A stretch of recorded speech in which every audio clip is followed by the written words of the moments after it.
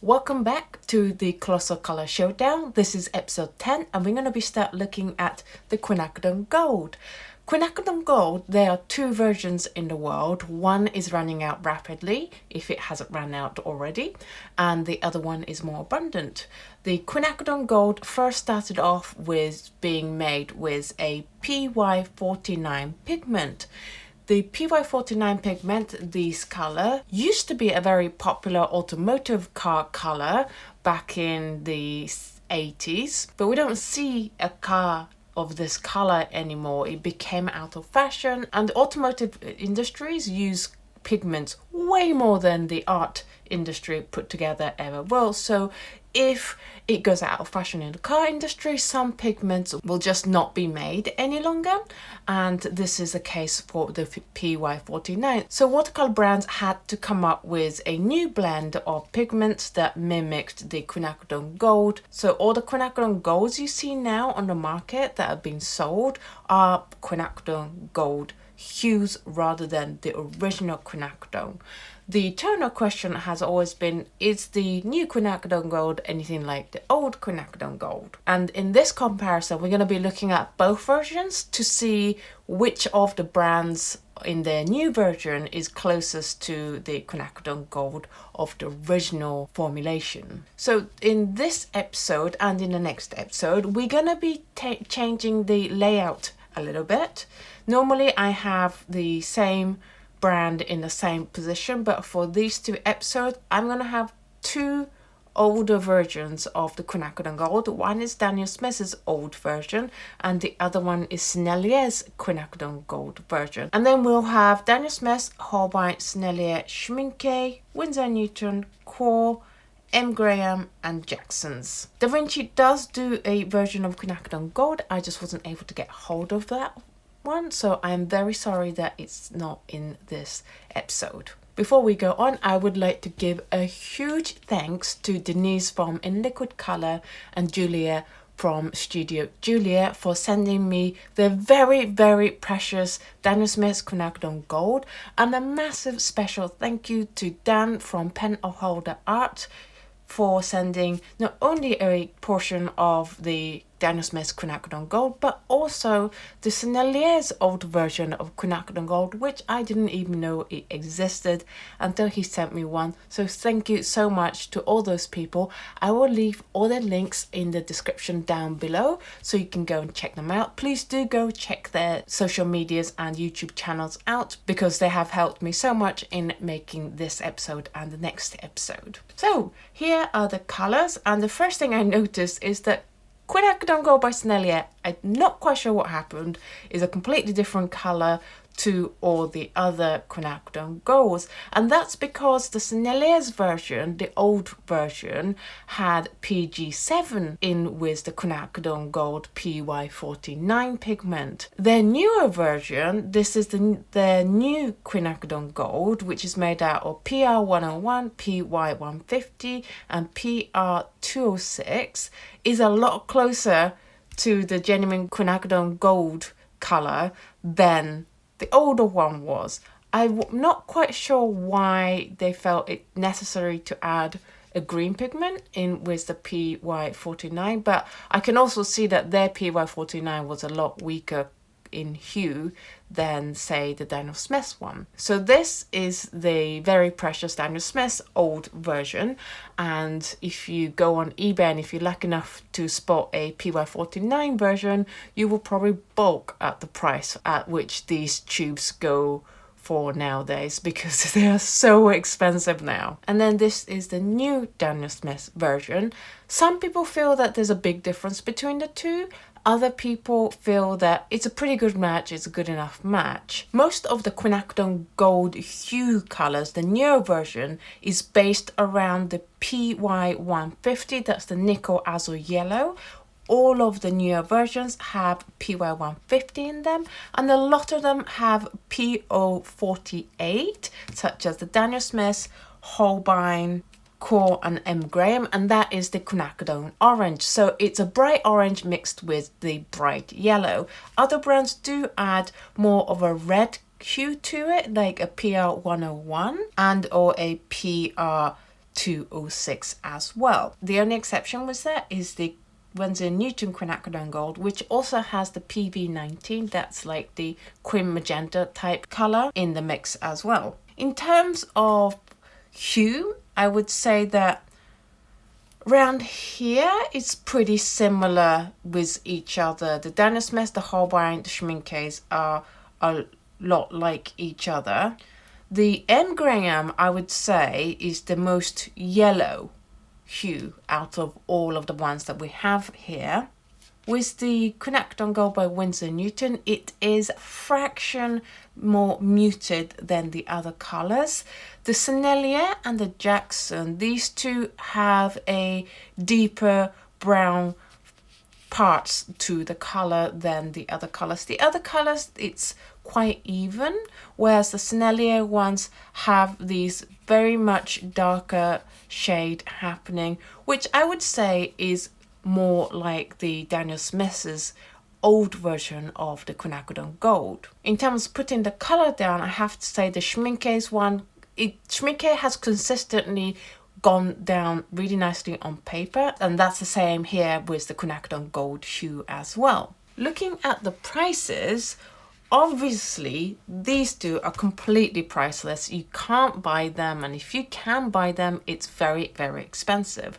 However, in terms of the colors that are still on sale, the cool one, not very surprisingly, again is the most expensive one at £1.45 per milliliter, and these are UK prices taken from Jackson's. And you can check out my Patreon post on this, where a very kind patron from the US called Christina Todd has been very kind enough to share the US prices of these colors as well, so do go check that out. And you can also find high-res scans of all the test sheets I have, including the info sheet. So if you want to know other information that I don't cover in these episodes, then do check out that page as well. The cheapest color, of course, as always, is Jackson's at 35 pence per milliliter. I mean, that's a ridiculous price difference between the £1.45 and the 0.35 per milliliter. However, if you are looking for a brightest version of Quinacridone Gold, I would say this is lot brighter than Jackson's one. But then again, I look at the old Daniel Smith one, and it wasn't quite so much about the brightness, not as much as Quor is going for. It definitely has a little bit of an earthy quality to the color, which I would say that the Jackson's one is much closer to than at least the Quar's one. Here we have the transparency test, and if I tilt this, hopefully you'll see it better, but the old Daniel Smith's version is definitely the most transparent out of the colors. The Sennelier's old version is very, very opaque. In terms of opacity, you can definitely see a lot of deposits on the M. Graham's one. That's quite similar in opacity to the old Sennelier's version, followed by the new Sennelier and the Jackson's one, but they are a lot more transparent than the old Sennelier's version.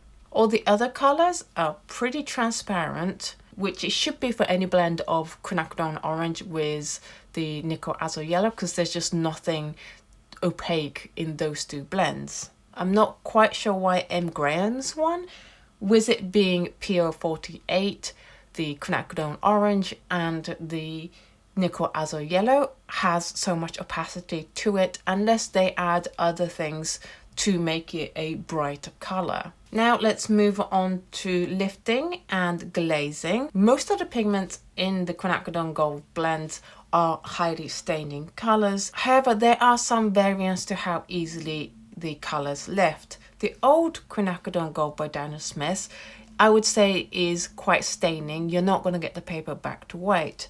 The Sennelier's version was very staining. It was actually hard to get any pigments off it.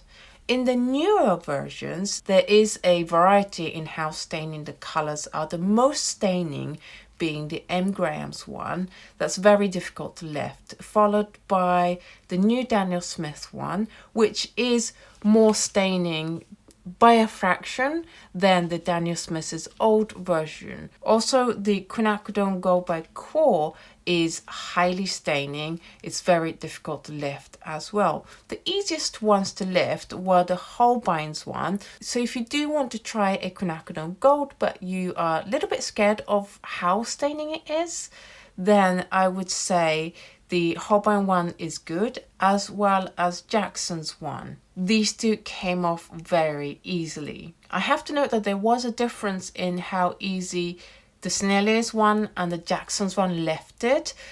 The Sennelier's one seemed to have stained a little bit more, so maybe there is a vote against the theory that these two brands are exactly the same. If you look at the order of the pigments in these two colors, they are different. The Sennelier's one is PR 101, then PY 150, then PR 206. Jackson's one is PR 101, the same, but then these two pigments swap, with the PR 206 being first, then PY 150. As far as I'm aware, the pigment listing goes in the same fashion as list of ingredients, in that the first item is the one that has the most percentage as a content. So PR 101 should be the largest amount of pigment in the blend, followed by the second most, and then finally the least amount of pigment. If that is the case, although I have to put my hand up that I don't know that as an industry standard fact, or that these two companies follow that, then it does suggest that the blend is slightly different, and maybe that's why it's showing up as a different level of staining in these two colors. So I would say that if you want to go for the least staining, go for either the Holbein or the Jackson's, and if you want to go for the most staining, go for the Quo.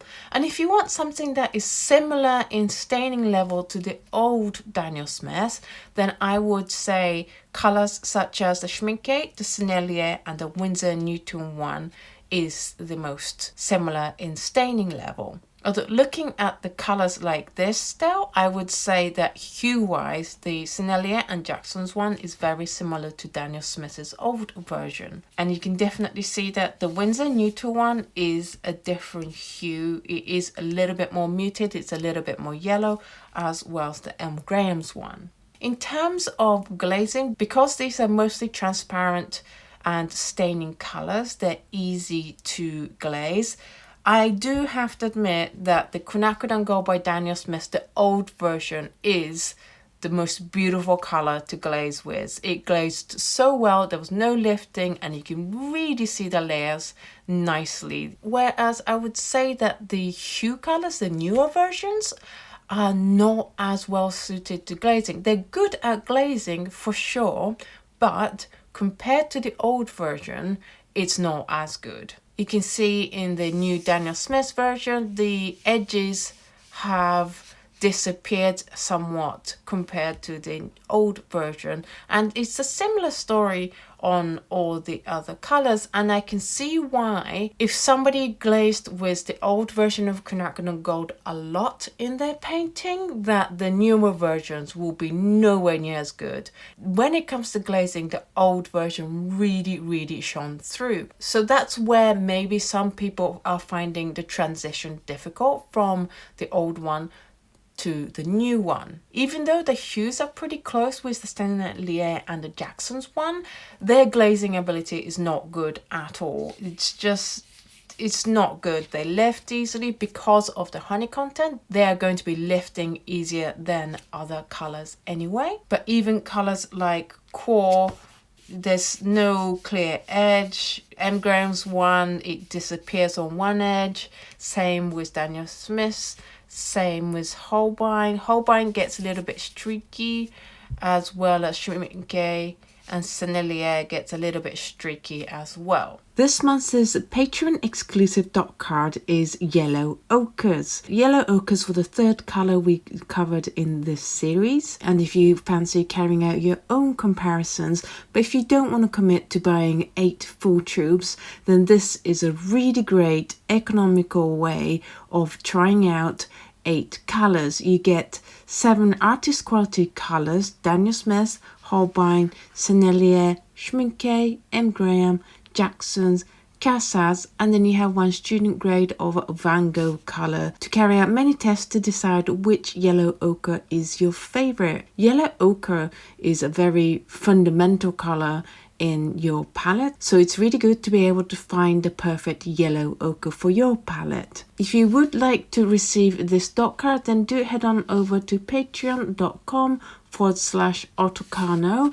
where you can sign up for the appropriate tiers to receive this dot card this month. In the next episode, we're going to cover the gradated wash, the salt test, and the color mix. It will be very interesting to see how the slight variations in hue is going to play in the color mix in the next episode, so do watch out for that next Monday. Which color do you think is the closest color to the old Quinacridone Gold by Daniel Smith so far? What has been your favorite if you've been doing your own comparison between the old Quinacridone Daniel Smith with the newer colors that are available? Do you think is the closest match so far? Do let me know in the comments down below. I would like to say a massive thank you to all those who have supplied paints for this episode. I am so grateful for the people that have kindly, very generously shared their old, very limited supply Quinacridone Gold with me. Thank you so very much. Thank you for watching this episode. If you enjoyed it and you found the video useful, then do give it a thumbs up, subscribe to this channel, and I will see you in the next episode. Bye!